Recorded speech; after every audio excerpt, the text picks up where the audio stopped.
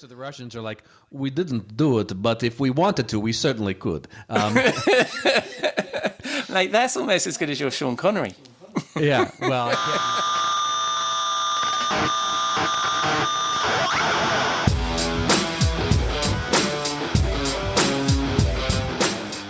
Hello and welcome to episode 49 of Rockstar CMO FM. The M is the marketing and the F is, well, you decide. As you're probably wondering, does the world need another effing marketing podcast?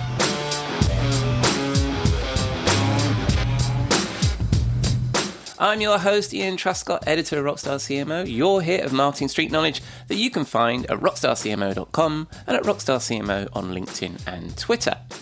And this weekly podcast serves as my excuse to chat with friends, marketers, writers, and CMOs I've met through my career leading marketing teams and consulting for B2B companies.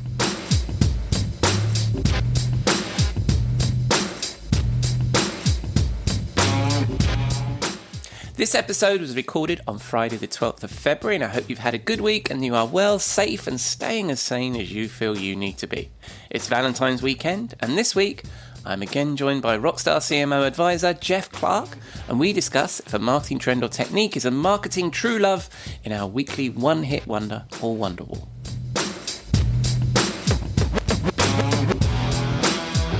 Inspired by a tweet that I'd hearted by a friend of the show, Dennis Shaw, Kathy McKnight joins me for a discussion about Headless, the latest buzzword that the MarTech world seems to be crushing on. And finally, the bromance continues as I join Robert Rose in the Rockstar CMO bar for a chat about the channels we should choose for posting our customer love letters.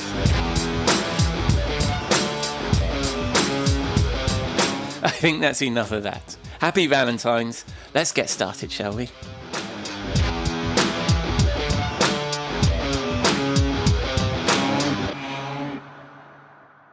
On to our first segment. We marketers love to be down with the cool kids dancing to the latest sound, but will that tune stand the test of time? Each week, my chum, Jeff Clark, Rockstar CMO advisor and former Serious Decisions Forrester Research Director, joins me in deciding if that marketing tune, topic or technique or trend that everyone is talking about is a one-hit wonder or Wonderwall. Let's find out what's hot or not this week. Welcome back, Jeff Clark, to Rockstar CMO FM. How are you, my friend? I'm doing great, and thanks for having me back. I can't believe you asked me back. It's such a good thing. I mean, we are supposed to be doing one hit wonder or Wonderwall when I remember what we're doing. And the last 2 weeks we've somewhat broken that. But I think this week we're back to one hit wonder or Wonderwall. Cool. And we are going to pluck a topic we kind of sort of touched on while we were talking about personalization last week. And that is artificial intelligence. What say you, Mr. Clark? Is this a one hit wonder or Wonderwall? We could save our judgment till the end. Okay. How's that? That sounds perfect. One of the things that I always remember about AI is that in my early days of being interested in computers, I used to go to the Boston Computer Society. It was actually a region-wide organization. They had people that would get together on a regular basis, talk about different topics in person. Remember those getting in-person meetings? And so there were a couple sessions about artificial intelligence, and this was back in the early 80s.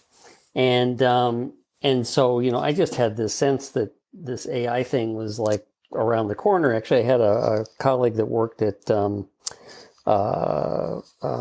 product is now part of Nuance, but it was Dragon natural language. Yeah. Interpretation. And that at the time, I think, was looked at as being like an early application of AI. Actually, I think it's still, you could consider that. So anyway, it seems like, decades have passed. We've gone through various genres of music, we've been through the new wave and the new age and the, and hip hop and all that. And so AI is like all buzz. And so, it's interesting how long that some of these technologies and concepts take, because when I was looking at it, I think some of the original writing about AI was back in the 1950s. So Wow. it's been developing for a long time. So this may be hard, just if we just think of the term itself, it may be hard to like say this is a one-hit wonder. But I think when we try to think about, okay, applied to marketing, Yeah. what's it doing for us? What's its purpose? And is it something, because I think in a lot of marketing conferences, certainly some that I've been and spoken at, AI is like a hot topic. Yeah. Well, every vendor's talking about it, right? Every vendor is talking about it. Yeah.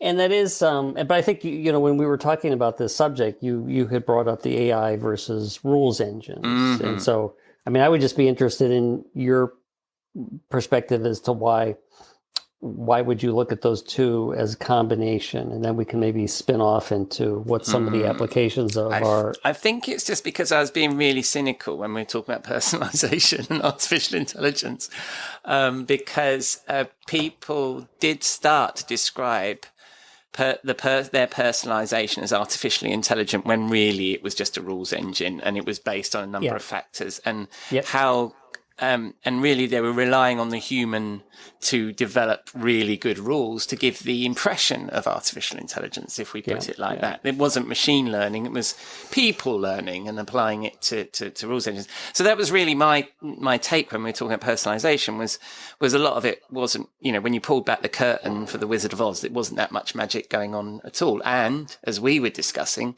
it was incredibly hard to implement. So so that was really my very cynical view about the way that artificial intelligence used to be described. Now, you're closer to the new market trends than I am, and how much of this is still bullshit, basically, and how much is real. So what is? I know that now we've got the big data set, so you can do the machine learning, and the artificial intelligence is a little better. But what's your take on those things? Well, a couple of things. One is the interesting thing is that AI. It'll be applied as a concept to something like natural language learning and processing, and then you realize that once that technology is fairly well, stable or mature, then they stop talking about it in context of artificial intelligence. It's kind of like artificial intelligence is always at the cutting edge of the development of these technologies, and certainly from a marketing perspective, how AI is being used in marketing. Most marketers, if they sit down and say, do I have the big data set? Do I have, the ability to leverage artificial intelligence, machine learning? They're like, oh gosh, I'm not sure. I don't have the skills or the bandwidth to even think about how to do that. But if you look, and you mentioned this, it's like a lot of the vendors talk about use of AI. Well, in reality, a lot of the technologies out there have been doing a good job of infusing AI into their products to do things that marketers have not done a very good job at. One of the first ones I remember is for digital asset management systems. What's one of the big challenges is that nobody tags content that gets loaded into a DAM properly. So by reading tags, reading text, looking at images, seeing patterns, understanding who's loading, who's using assets, now digital asset management systems use AI to actually do the tagging. So that job that was, I remember, in trying to set up, a content management system and get everything properly tagged. It's just like, oh my God, it's a pain in the neck. And there are lots of other examples, we were talking about it in relative to personalization, talk about it in relative intent monitoring. There's just all these examples where AI is used to, look at that whole data set, look for patterns, trying to make sense out of the patterns, and then deliver you information that you can use. One of the best examples that I can think of, which is, we don't like to start promoting products or vendors on this, but it's just one example, People AI, which I mean, there's a number of applications of what their technology does, but one of the key things is it solves the challenge of, if I've got a CRM system and I got a web content management system, got a marketing automation platform, I got all these things that are churning, creating data about interactions and activities with customers and prospects. Yeah. How can I pull information together to say, oh, here's the people that should be attached to an opportunity. Oh, here's all the activities that we've engaged them in. Here's what buying centers they're in certain companies, because it's actually learning from all the engagement and the interactions to say, oh, this person or the CIO is involved in these projects and they're involved in these other projects because we see the type of engagement activity both within our systems, and then if we're pulling information from like intent monitoring, in external systems. So I mean that to me is one of the other interesting issues about AI is that people always think about artificial intelligence as replacing human work, and the cases we just mentioned, or I just mentioned, are actually areas where nobody's done the work. Nobody can do the work because just the volume of data and the amount of mental processing we'd have to do to make those connections is just kind of beyond what you could do unless you just hired thousands of people. Right. And I got two questions on that then. Okay. My first question is what I found interesting at the beginning of what you were saying there was it was almost like you were saying that if the vendors that really do AI don't need to talk about AI because it's so implied that we're actually moving beyond. We're moving into a post describe everything as AI thing. Like a lot of vendors don't describe themselves as having a cloud offering. They just simply are SaaS products. Like we used to do. And so do you think that's happening as well from that perspective? But also, when you describe this idea that we're doing this thing that people themselves can't do, does that mean that we're driving down the cost of doing some of these marketing activities and therefore we start doing the sorts of things that everybody hates, because I can now send out 1 billion emails, I can now do remarketing and retargeting. Is AI being used for bad in that respect? Well, it always could be used for bad. So on your first point, is that and then the about being used to bad, we got to come back to that because that's absolutely potentially a problem. So the point about does AI just get baked into things and therefore we kind of forget about it? Yeah. And I think that certainly as I saw the evolution of digital asset management technologies over the years I was covering it was kind of like, oh, we were using AI for doing automated tagging. And then you go, a year or so, and all of a sudden, well, AI for automated tagging is de rigueur because everybody's doing it. But then, who the leaders in the market, now what are they using AI for? And that's, so it is to an extent, it's about, again, pushing the envelope and understanding, where do we need to do the learning based on the data sets we have available to us. Yeah. So the second point about doing bad things or enabling marketers to do, I don't know, just the way it changes work is that you do have to think about the fact that I mean, there are things that AI does really well in terms of looking at large data sets, sensing things, putting patterns together, and doing some amount of thinking, but it really does take the human element to understand how to employ that. And like I brought up the example of looking at all the interactions or engagement with a particular individual or a company, and then setting up, and certainly with cases like sales acceleration platforms, you can have this kind of automated interactions where it's just going to send texts or emails, because it says, oh, it's time to send a reminder to somebody, and so you do need to have governance because you don't want to violate GDPR laws. You don't want to harass the customer. The issue of retargeting, which we may talk about at some future point, is where it's like every time I go to a website that has nothing to do with some car I looked at, I see the ad again, and it gets to the point of harassment's not as well. Maybe I say the point of harassment because it's like, oh, I know what they're doing. And my wife will always say, why did somebody text me? Because I was just talking to somebody who I mentioned something. Is AI picking up my conversation?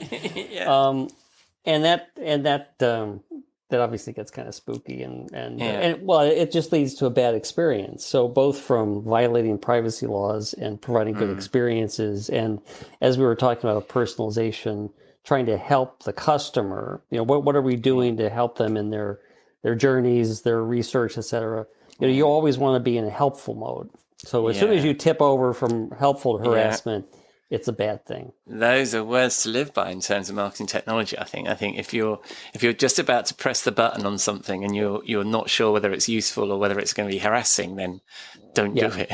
And I think this is where, so as a marketer who may be listening to us and saying, well, what is this? How does this apply to me? It's like the first step is to think about, what are the use cases?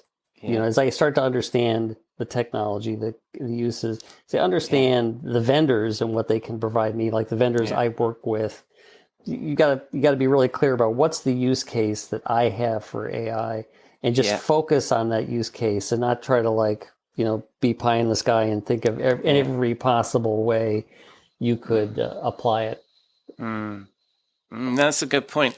And that's true of a lot of marketing technology, isn't it? If it's not, you don't just get it just because it's a shiny bauble. You should just get it if it's actually going to be of value to you. I mean, things like automatically tagging of images and all that kind of stuff. Oh, it's a given, right? But do you have enough data that you need to do fine-honed, artificially intelligent-led marketing campaigns? Maybe not. So I can. Right, and you could walk over to the sales team and say, "Oh my God, we've got this tool, virtual interactions, and it saves you time." And then you culturally, it's like, no, we don't do that. I don't do that.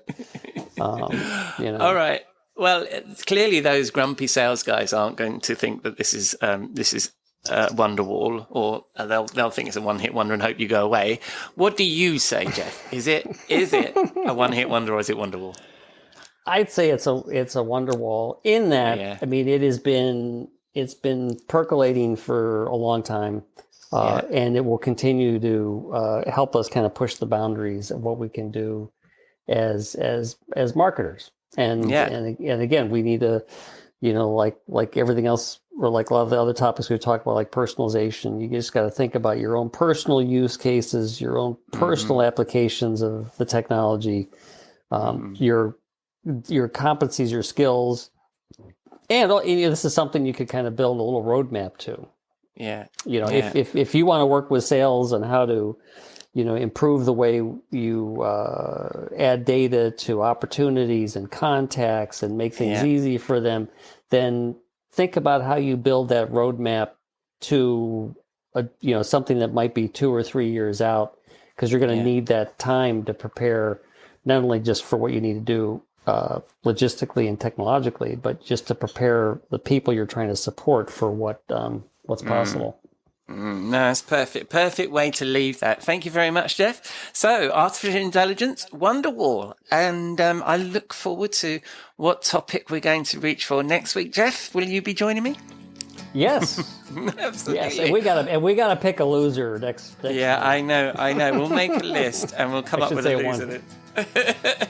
All right, because the actual one hits are quite fun. The songs that we found the last few weeks have been quite fun. Yes. All right, Jeff, I'll let you get on with your day, mate, and I'll speak to you next week. Cheers. Today is gonna be the day that they're gonna throw it back to you. By now, you should have somehow realized what you gotta do. I don't believe that anybody feels the way I do about you now. There we go. Thanks, Jeff. If you scrape away the bullshit and hype, the real artificial intelligence is our marketing wonderwall. On to this week's guest. Kathy McKnight returns. As you may remember from our previous chat, Kathy is the VP of Strategy and Consulting and solver of problems at the Content Advisory, and our go-to rock star on all things content marketing technology. Our topic this week is Headless. I hope you enjoy the conversation.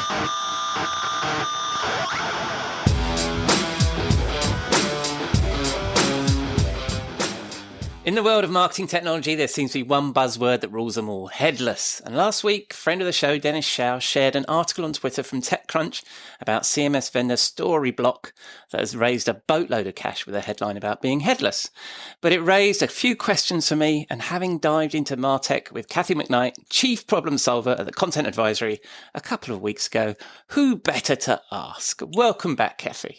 Thank you, Ian. Glad to be back. That's very nice. And how is it for you there up in freezing cold Canada? It is very cold. We have a polar vortex coming through right now, so it is definitely full top to bottom woolies on if you're going outside. Yeah, I mean, when I lived in Connecticut, and which is my only experience I can compare, when it would snow and then more snow on top of more snow, when we had the beast from the east or something or other come in, I can't remember what it was called, a snowpocalypse a few years ago. Yes. And you just get tired of wearing boots every day, don't you? You just want to go out in sneakers just once. Well, that's the thing. In our climate, you have various stages of weather gear. So I have the not so cold, it's hovering around 0, maybe to -10 footwear and outerwear. And then once it dips below -10, then you dig into the warmer, fuzzier boots. But then you still got to watch the upper layer. Once we hit -20, which is where we're at today, that is wool hat, wool scarf, the full, Canada Goose down jacket down to the knees, my Ugg boots, all good. It's a challenge. It's like setting yourself out for success, right? Okay, what do I need to wear today to make sure I stay warm? Because you know what? The dogs don't care that it's cold out. They still want to go. Yeah. Geez. I mean, that's -20 Fahrenheit. I have no way of converting that to what we speak here in centigrade. But no, well, that is centigrade. That's centigrade? Yes. I think I've just broken the microphone. Yeah, jeepers. Wow. Yeah. Wow. Yeah. Well, gosh. All right. Anyway, that's frigid. So, we better get to the topic of the day. Maybe that'll warm us up a little bit. Did you see the article from TechCrunch that Dennis mentioned? Yeah, I did. Yeah. Well, my astonishment, and I've lived this astonishment for about 20 years, is there are still CMS vendors springing up that I've never heard of and being funded. And I was also delighted from our last conversation, when I kept having to correct myself and saying DXP instead of CMS, that there are people that still call them CMSs. But the highlight of it, why I asked you back on the show, is what's all this fuss about headless, Kathy? So, as we talked about, CMS is still the term to be had. And, what's interesting is headless CMS is not a new thing, although people keep talking about it like it was something brand new, which it's not. And the other, one of the other thing they confuse about it is they also talk about headless and decoupled CMSs as being the same thing, which again, they are not, but we don't have to get into that topic. I keep saying that. I'm one of those bad people. Yeah, no, they're not the same, but we can talk about that later. But, about the fuss that you mentioned, for many organizations, headless CMSs, which means it's a fancy way, or maybe not so fancy way of saying they deliver content via an API that doesn't require a front end or system or presentation layer, right? So it's all about the content. It's about taking the content components, the various assets, regardless of where they may live, and be able to present them in any channel that they want. So when we talk about DXPs, it really is a good component to have. And we talk about the experience and we talk about the omni-channel experience. Headless CMSs can really help organizations, particularly that have grown and have this monolithic technology stack with multiple CMSs, multiple digital asset management systems, multiple content repositories. And what a headless CMS can do is it can just sit on top of that as a layer on top of all those other pieces and act as an aggregator and pull the content out and present it as you would like it to be presented, right? So it's for some companies, it's a huge help because it helps to streamline their content stack. Right. But hopefully I have some marketers that listen as well. So why is it relevant for the business side of marketing, for the CMOs that might be listening? Well, it creates what a lot of people call it as a content hub. Yeah. Where all the content sits and uses an API to deliver it anywhere, right? So marketers and content teams can really focus on the content rather than be fussed about what it's going to look like in the different channels, which is really good from a content creator's perspective, right? And in content, it's a really content-centric approach, which also means that companies don't have to change out their bigger pieces of their MarTech. Because a headless CMS lets developer use the tools that they have, whether it's a best of breed approach or CMS, a suite approach, harking back to our conversation about DXPs, to create that collective, what is a collective to make up the DXP, right? So it really enables companies to leverage the technology that they have in hand and not worry about replacing these really expensive pieces of technology. Right. Now, I was going to get onto this a bit later, but you've kind of brought it up here is the content creators like that, right? Because they can reuse their content across all these different, experience touch points. But the thing we keep coming back to, and actually Dennis mentioned it in his tweet, is that he says, if it provides customizable content blocks and visual editing tools, is it really headless? And the problem I've seen with this, and I know that, this is my merging of decoupled with headless, is that actually authors often think in terms of content as pages. So they like to see what the end product's going to look like. Do they get that experience with headless? So like I said, decoupled and headless are two different types of technology. That's not to say that a CMS can't serve both. You can't use it as a headless or use it as a decoupled system. Yeah. You absolutely can, but a true headless CMS has none of that front end or presentation layer. Like it is a content bucket hub, right? Yeah. So yeah, I think, when it comes to, I think it's better for content creators to focus on the content, right? So to think about the words, to think about the assets that accompany it. And now as we move into this more and more personalization driven world where you really need to be able to pick and choose the different assets that make up whatever it is that you're presenting, whether it's a campaign, whether it's a tweet, whether it's a Facebook post, whatever it is, so that it appeals to the customer. Yeah. This is a good thing because it gets them out of that baked idea of a page, right? Which is so 1990, into thinking about, okay, how do these different components work and how can they stand alone? But also from a reuse perspective, because we as marketers and content creators spend so much time and therefore so much money on recreating the wheel. I mean, we work with, so many great organizations, but when we talk to them, okay, so, your net new versus reuse of content, what's the ratio?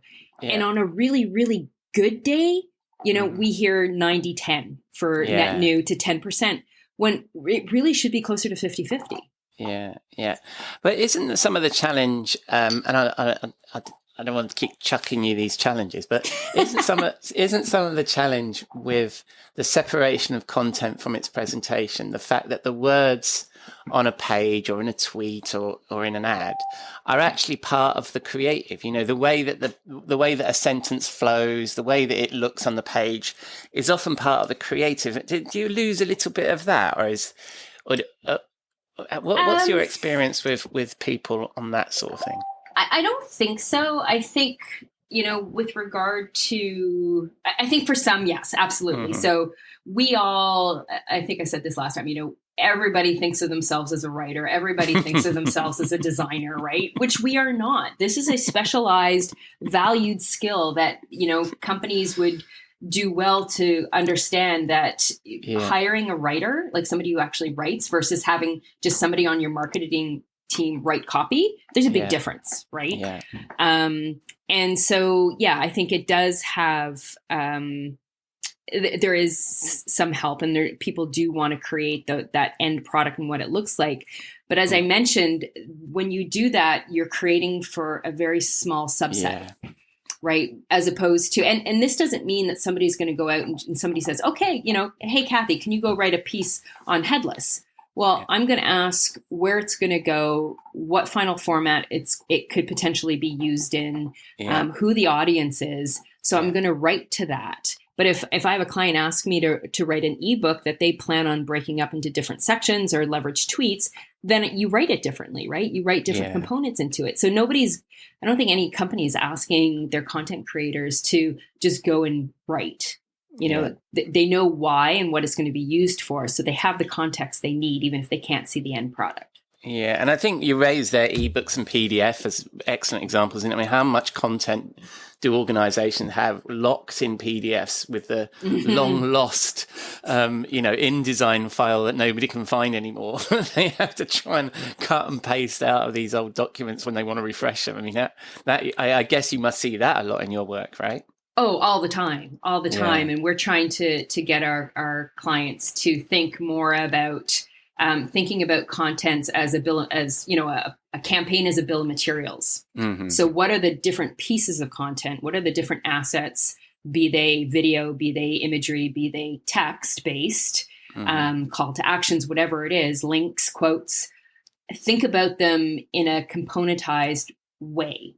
So that when you upload them or include them in your enterprise digital asset management system, which every organization should have and should be the repository, not your J Drive or SharePoint or whatever, personal opinion, then you're able to leverage that, right? You apply a not even a robust, but just a standard, simple metadata strategy against a componentized content approach. Mm-hmm. Companies would be gobsmacked at the return that they would get on that and how they would be able to save and actually be able to measure, right? Because when you know what pieces are working, so what happens is, when you do A/B or multivariate testing or various personalization testing, you can see, okay, the copy hit 90% of the time, but the image, it flopped except for in 20% of the time. Okay, great. Guess what? We know the copy is good. We know the image is wrong. Yeah. And so you're not throwing out the entire piece. You're swapping out the pieces that don't work. Right. And is Headless just for content, or are you seeing that kind of, because you talked earlier on about digital experience platforms, and obviously one choice that people have is that they can build their own from best of breed components rather than a big off the shelf product from, say, like Adobe or Sitecore.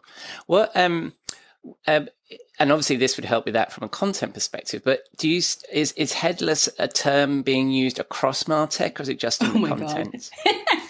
So I find it really interesting. I won't name any names.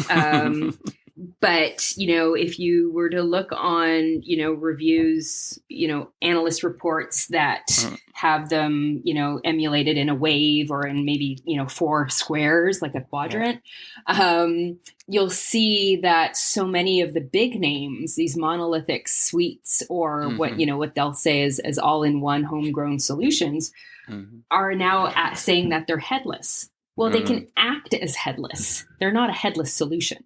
Right. And, anybody going out and buying Adobe because they want a headless a CMS and they're only going to use it as a headless CMS, they're wasting 40,000 out of the minimum 50 grand investment.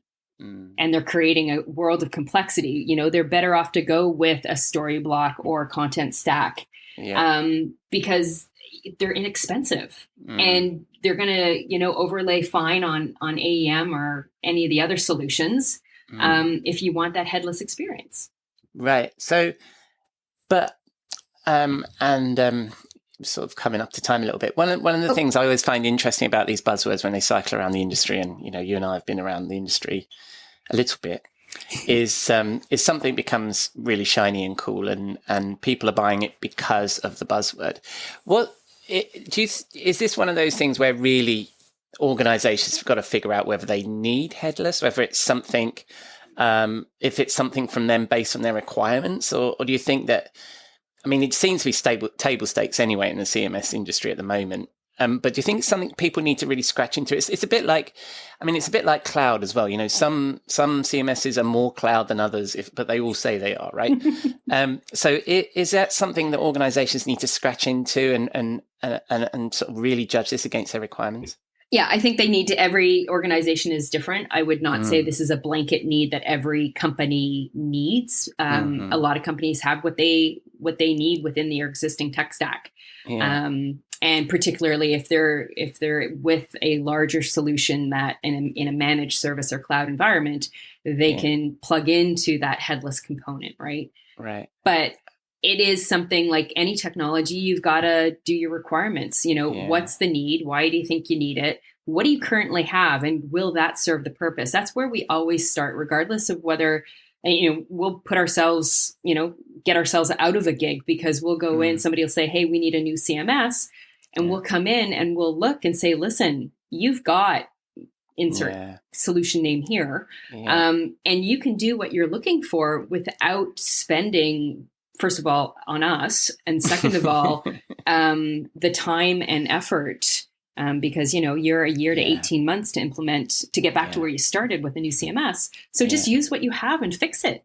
Yeah, that's an interesting point, and it wanders a little bit off Headless, but is that the sort of thing? I mean, we had, I chatted a few weeks ago, had a similar conversation with, I've forgotten his second name, a chap called Simon that was on the show, and he talked about how organizations really have quite often should just consider, and we were talking about CRM and Salesforce and marketing ops, should really consider re-implementing what they already have rather than turn to somebody new. Is that something you've recommended to people with their content solutions? Absolutely. It's first of all, the path of least resistance. The less amount of friction. I mean, if it's completely broken, fine. You know, if they've gone off the upgrade path, we worked with a client where, you know, we went in, we did interviews and we said, listen, your stakeholders are happy with what you have. You know,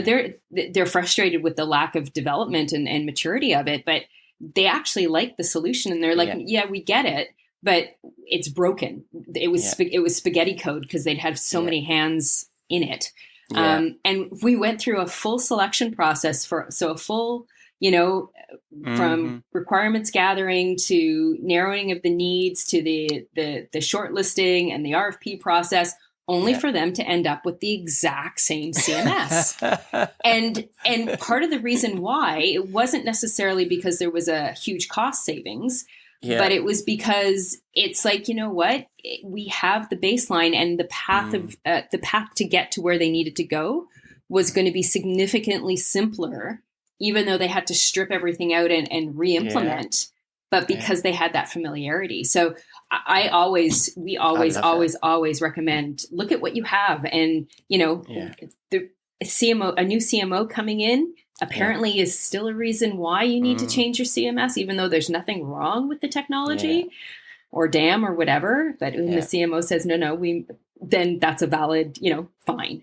Yeah, I think, it often stems from a rebrand and a new website as well, isn't it? From the CMO, and every CMO needs a rebrand. Therefore, every CMO needs a new website. Therefore, every new CMO needs a CMS. So, yeah, I mean, and I love that point about re-implementing. And the chap's name's just come to me. It's Simon Daniels that I spoke to a few weeks ago. So if he's listening, I feel terrible that I forgot his second name. Yes, we've come up to time. That was brilliant. Thank you very much, Kathy. And I think it's to the points we were making last time we chatted, wasn't it, about how the implementation is actually more important than the product. So if you find yourself 100%. In that situation where you're thinking to yourself, oh my God, this well-known CMS can't do what I need it to do, that seems ridiculous. It probably is, right? Yes. Yeah. Look to yourselves, not to the technology, because you know what, the majority of CMSs and DAMs and whatever else out there, you know, the marketing is what it is, and it's very creative and it's lovely, and wow, you know, it's the panacea of all your woes and can cook you dinner too. Just go see the demo. Yeah, but it's you know, if they say they can do it, chances are it can. Yeah. But whether it can do that for you, is 100% dependent on your business requirements, knowing what you need today and, where you're going tomorrow, and the team that implements it. Yeah. It's rarely the technology's fault. Yeah, that's brilliant. Thank you very much, Kathy. Oh, it's my pleasure. And I always have a link to your website in the show notes anyway, because obviously I talked to Robert over a cocktail at the end of the show. But for when people want to spin the dial on the interwebs, where might they find you, Kathy? So our website is contentadvisory.net. In the Twitter sphere, I am at Kathy with a C, McKnight, all one word. And of course, LinkedIn, I'm there as well. And if you Google me, apparently I come up quite often. I've been, there's not a lot of Kathy McKnights out there, thankfully. Splendid. All right. Yeah, my kids think I'm famous, but it's actually that I haven't got a very popular name. Well, a total aside, I was looking for an article. I'm working with a client on an intranet, and I was looking for an article on something, and a piece that I wrote in 2005 was the top hit. Wow. Which means nobody's talking about it. That's evergreen for you. All right. Well, thank you very much, Kathy. And I think, I'd love to get you back on the show next time some tech topic comes up. Anytime. Thank you very much. I'll speak to you soon. All right. Cheers.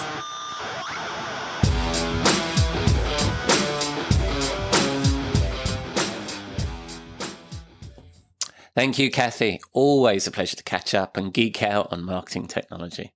I will, of course, include all the links we discussed, plus all the links to Kathy in the show notes. Let us know what you think.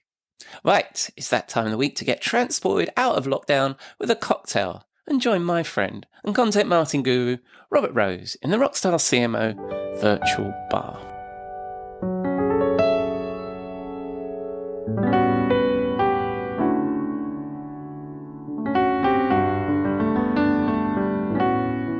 Good evening, Robert. What are you drinking? Oh, hello, my friend. It's here we are, Friday night in the bar. Oh, yeah. And really, it's Friday night too, not just the magic of television. It is actually Friday night for me. It is indeed. It is indeed for you, and yes. I mean, I'll continue the suspension of disbelief here. Yes, it's Friday night for me as well. We're somehow magically on the same time zone. I just realized I ruined the whole thing, didn't I?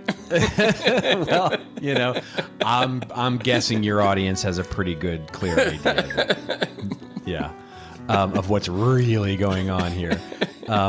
True. The magic of podcasting. Yes. We have interesting and funny enough, it segues nicely into our cocktail this week. I don't know how much you've been paying attention since we've gotten through the biggest challenge that our little country here had has since shuffled off to Florida. Which gives you another reason to go. That's or to avoid it, yes, which is my want. But we have, we're starting to now finally deal with this huge thing that was underreported here, which was this huge cyber attack that we had at the end of last year. So my drink, because they're starting to deal with it here, and it's just it's fascinating to follow. I've been following along the story here, and I'm calling it the hack.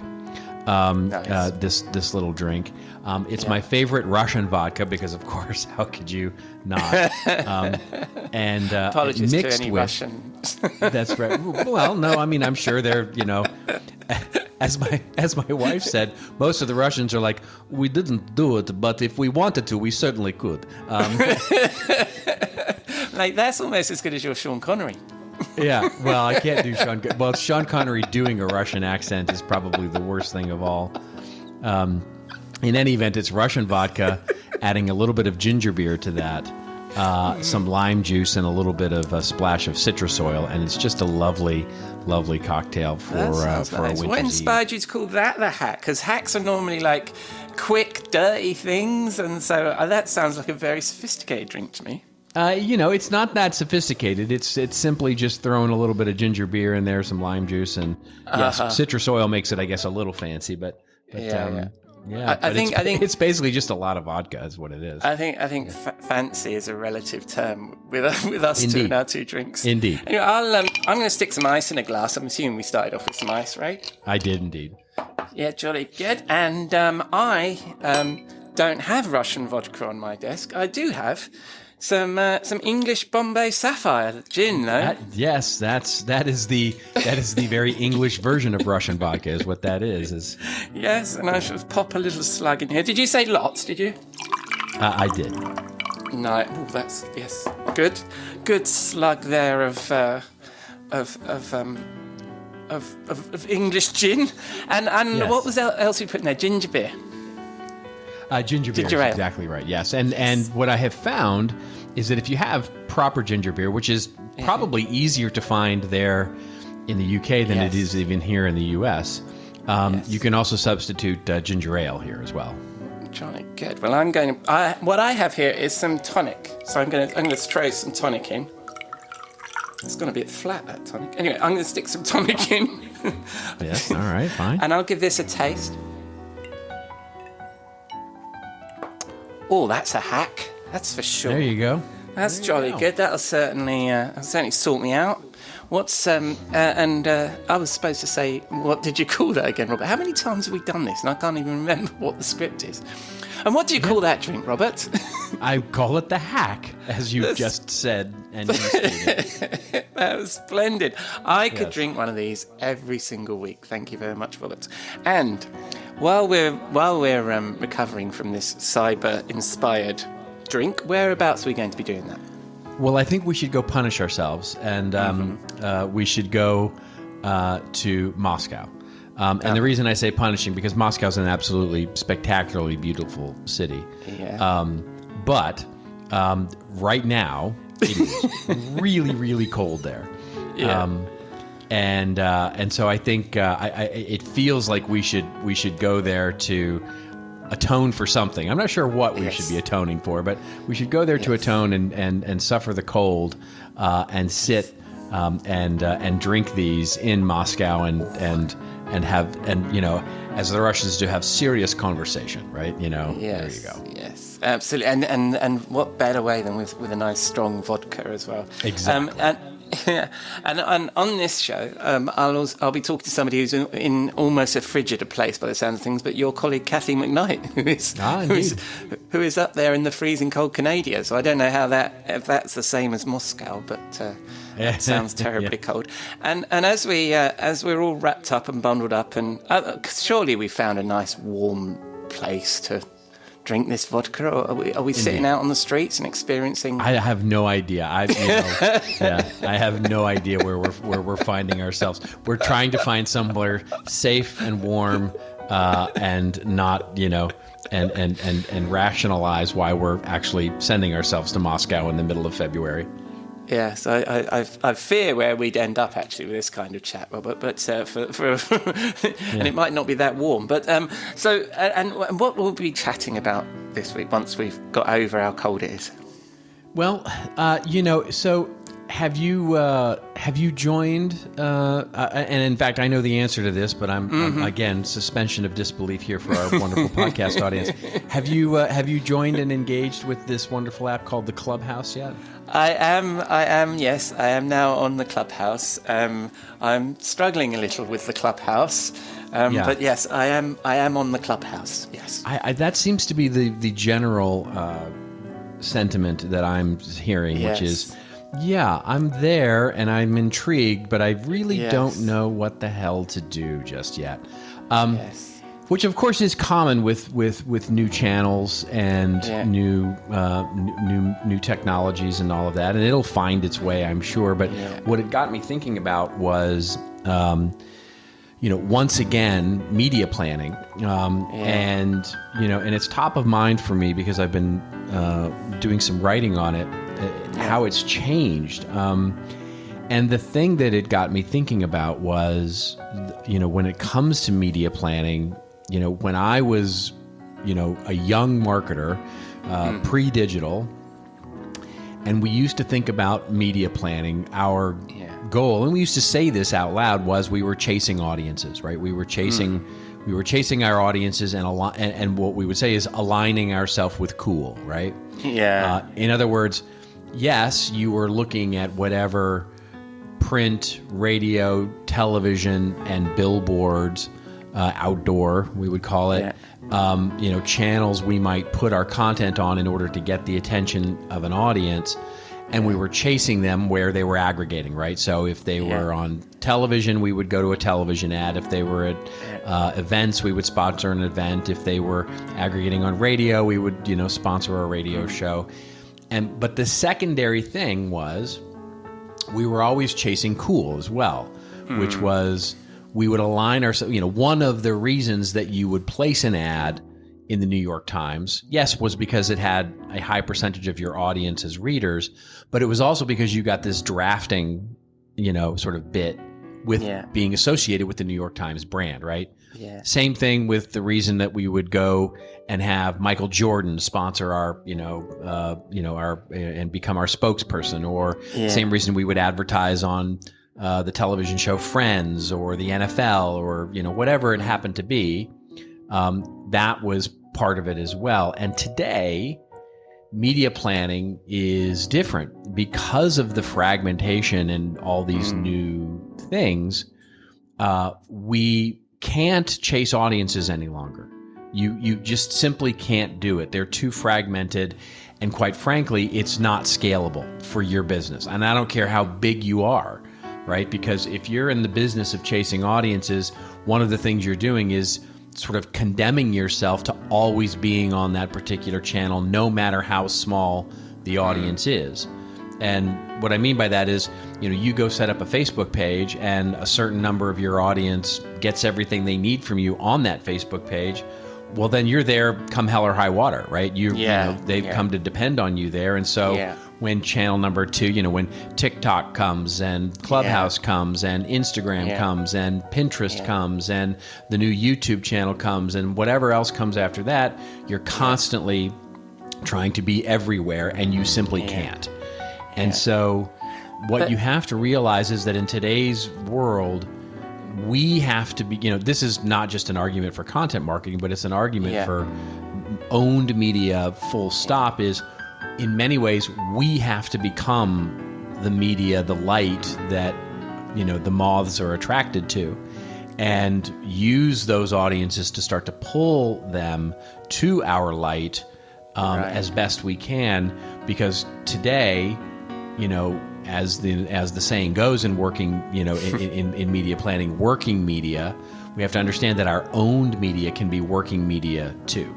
And that's what it's got me thinking about with this constantly chasing the new platforms. And that's because your point about lack of ability to focus on these channels is a completely obvious thing to say. Is the same thing with the audience, right? Because they're facing the same thing. I was actually going to ask you when you were talking just then, do you think that Clubhouse has robbed some other channel of your attention? Like, do you think that you're not spending as much time on something else because you're trying to do Clubhouse, for example? Well, that's exactly right. Yeah. You have to, right? Yeah. You have to actually, you have to focus, right? I mean, by default, you have to spend your time on something. Yeah. And I'm constantly, one of the things I often point out is I say, tell me about Apple's Twitter strategy. Yeah. And you think your immediate gut reaction is, oh my gosh, they're all over it. They haven't tweeted once. They have a Twitter profile, but they have zero tweets. And they just don't do it because they're not chasing their audience there. So they've just decided to reserve their own name and have the confidence not to chase the audience there, I guess. That's if right. You've got That's Apple's exactly brand right. They've reserved the name and they have the name and they've tweeted exactly 0 times. And they've, they don't reply. It's not like they service their customers there and, hear about what's going on, and, my Macintosh machine's bad at Apple, help me. They don't care. You're not there. right? Right. Wow. And so they're not chasing their audience there. So what by default they're saying, find us elsewhere. Mm-hmm. And so they've taken the stance of saying we can't be and they're Apple, and they can't be everywhere. And so we need to learn that lesson as well, as we don't have to be everywhere. We can't be, and we don't have to be.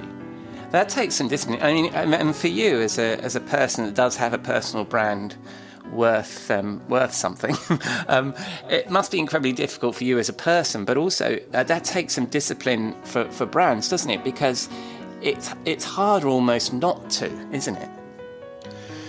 No. Because I was thinking, like, I've got this nice invite to Clubhouse, therefore I should invest some time in Clubhouse. Well, and I wondered whether it's the flip side from a marketer's perspective is the same. This new thing's coming along. I need to now pay that some attention, and it takes some discipline to say maybe I don't have to.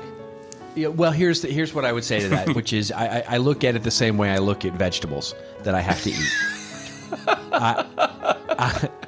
I will try it. Yes. I will try anything. Mm-hmm. And given what I do for a living, it's only responsible for me to try it, to see, to try it out. So I tried Snapchat and found it completely useless for me. Yeah. And said, I don't, and it's got big. Arguably got big. And TikTok, same thing, right? I get TikTok. I understand it. I understand why young people really dig it. I find zero use in it. And there's no reason, even though there are people who are putting up B2B and marketing content on TikTok, there's no reason for me to be there. There's no reason for me to chase my audience there, and the same goes for so many other platforms. And, so for example, Facebook, I use Facebook for absolutely zero business. Yeah, there's no. I do, and that's the right thing to do, in my opinion. For me, I've got rules. Like LinkedIn is for people that I would have a beer with from a professionally, that I've met professionally. Facebook is for anybody I would have a beer with, and then Twitter is just like, well, whatever. There are no rules. Yeah. Well, the way I look at it is Facebook is for friends only. Friends and family and colleagues. And people people I want to see their college pictures and the and their food and their their travel and their kids and their and all those sorts of things. LinkedIn to me is my business network, and I'm all over. Like I'm promoting myself, and there's all sorts of stuff going on LinkedIn on business wise. And then on Twitter to me is the subway station where I'm busking, right?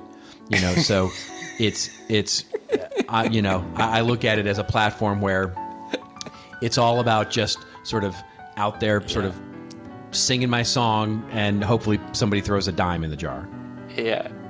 I think I don't know if I've mentioned to you, but one time my youngest daughter describes my social media strategy as shouting into the void.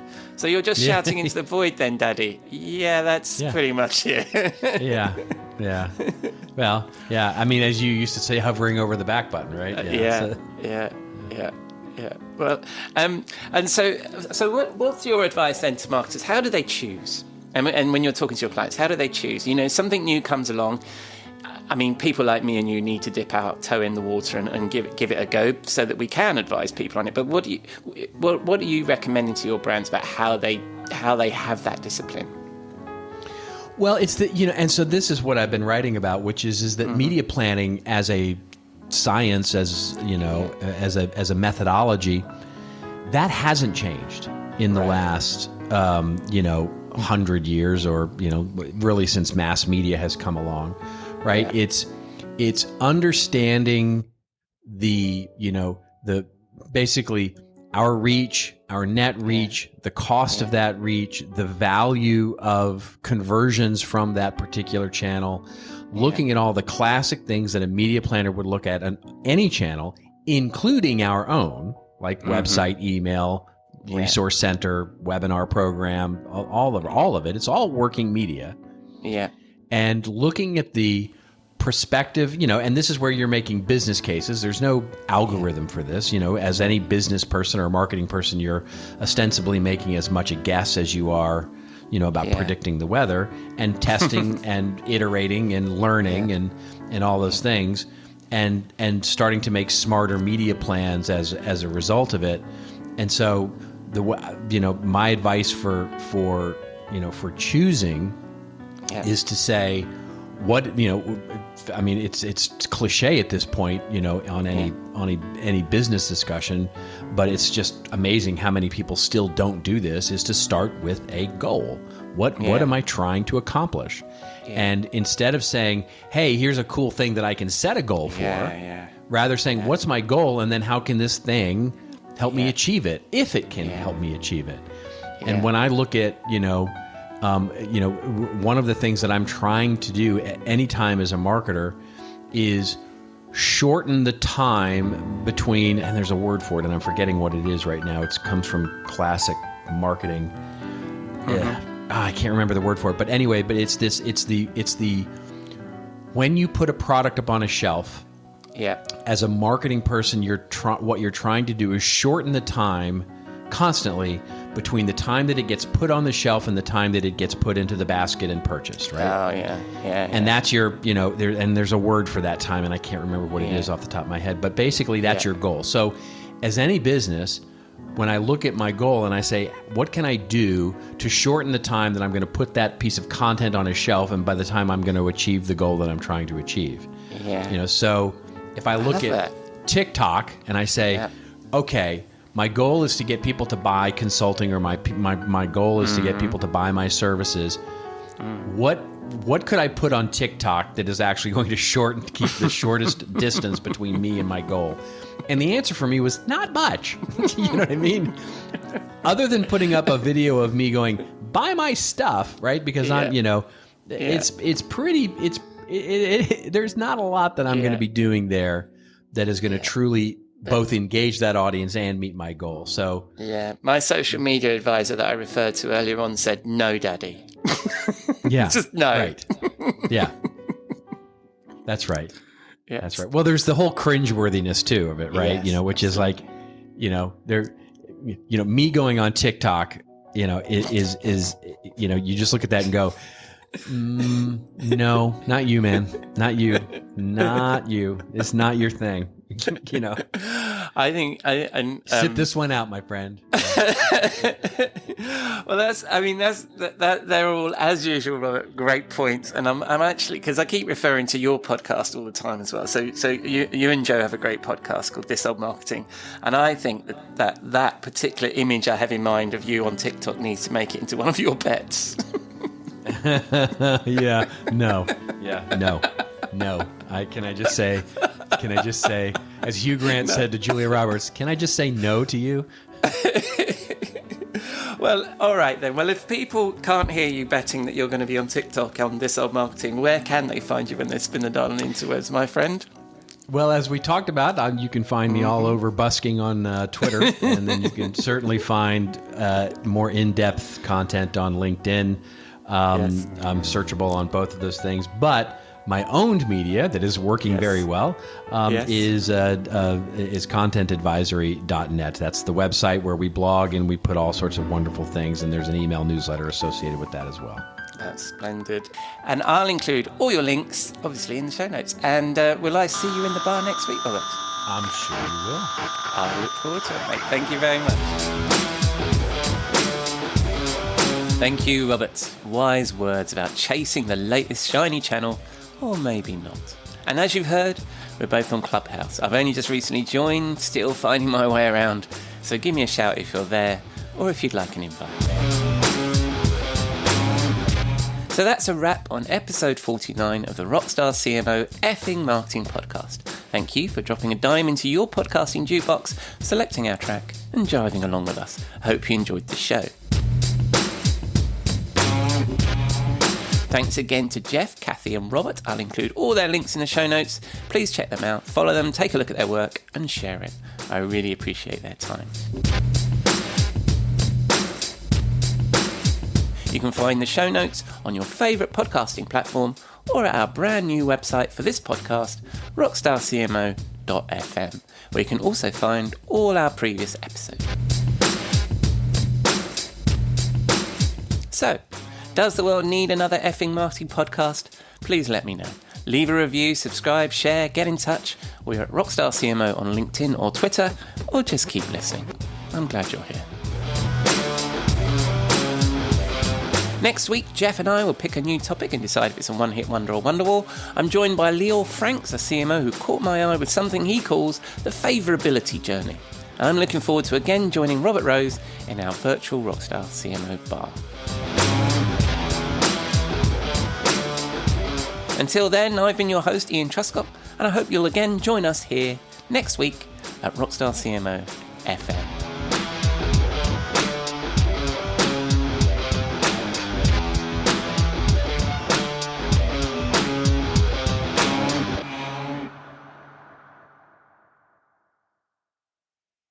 You may know you're listening to this show along the Marketing Podcast Network, but did you know there are other great shows on MPN to help your business?